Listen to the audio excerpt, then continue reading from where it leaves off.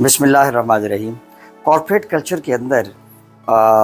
ایک typical set اور professional CEO یہ دو مختلف قسم کے کردار ہوتے ہیں۔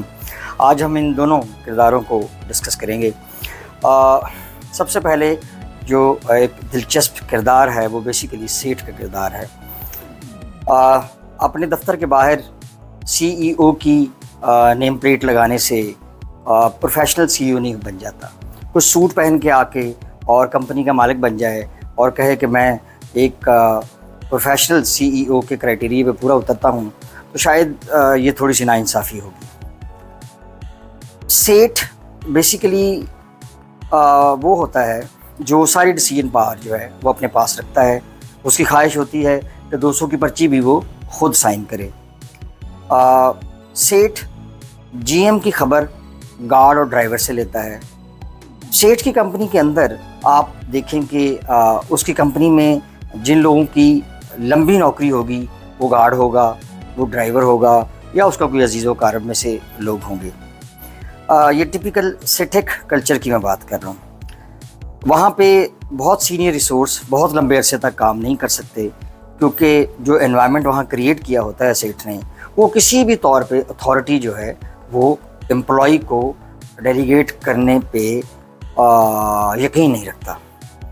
ایک لمبے عرصے تک وہ اپنی آرگنائزیشن کو رن کرتا رہتا ہے، اور سینئر ریسورسز اور برینز ایڈ نہ ہونے کی وجہ سے اور کیپیبل ریسورسز کے لمبے عرصے تک اس کے ساتھ کنیکٹ نہ رہنے کی وجہ سے اس کی کمپنی بہت جلد ڈکلائن کی طرف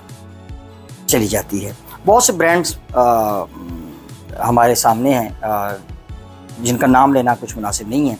جنہوں نے بڑا عروج دیکھا اور بڑے تھوڑے عرصے میں دیکھا۔ وہ FMCG میں بھی ہیں، وہ آپ دیکھیں فیشن انڈسٹری میں بھی ہیں، وہ آپ دیکھیں اپلائنسز میں بھی ہیں، جو بڑی جلدی عروج پہ آئے۔ ایون فائنانس کے اندر بھی کچھ برانڈز ہیں، بینکنگ سیکٹر کے اندر، لیکن ایک سٹرکچر پراپر ڈیولپ نہ ہونے کی وجہ سے وہ ڈکلائن کی طرف جلدی چلے گئے۔ جو سیٹ ہے بیسیکلی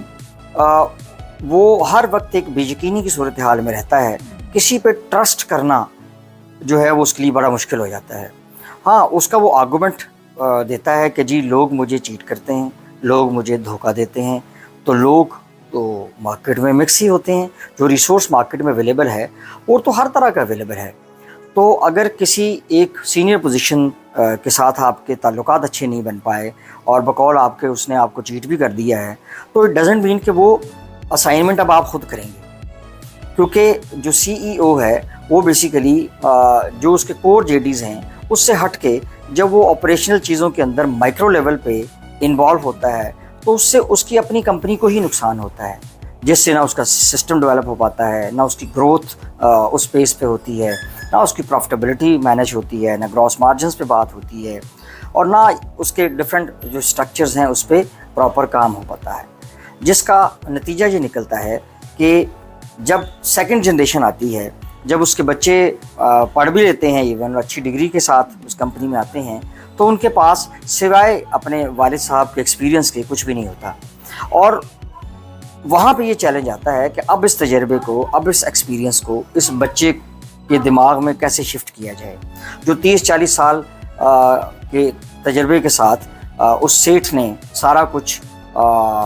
کیا پچھلے 30-40 سالوں کے عرصے میں۔ وہ اب بچہ کیا اسی پیس کے ساتھ اور اسی انرجی کے ساتھ اور اسی ڈیسیجن میکنگ کے ساتھ کر پائے گا؟ اسی پروسیس کو جو کہ ڈاکومنٹ نہیں تھے وہ اس کے دماغ میں تھے، صرف اسی کو ذہن میں رکھتے ہوئے کیا وہ ساری کی ساری انفارمیشن کے سارے پروسیسز وہ اپنے سیکنڈ جنریشن میں شفٹ کر پاتا ہے؟ تو جواب آتا ہے نہیں۔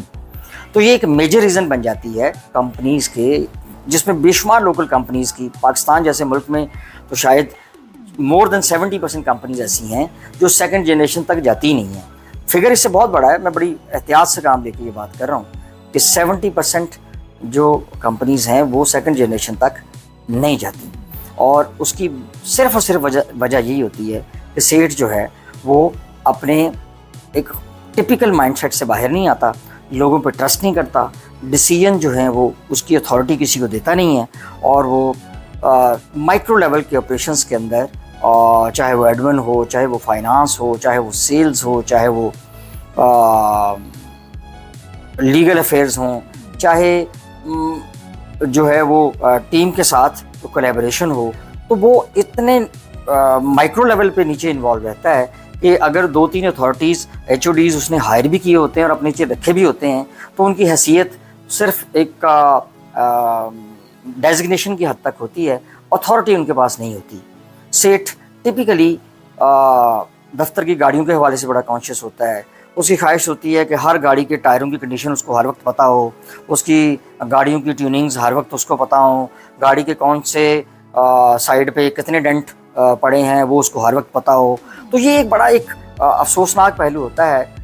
ایک آنر کے لیے کہ جب وہ کسی کمپنی کو کسی ایک لیول پہ لے جاتا ہے تو اس وقت بہرحال اس کو ایک ٹیم کی ضرورت پڑتی ہے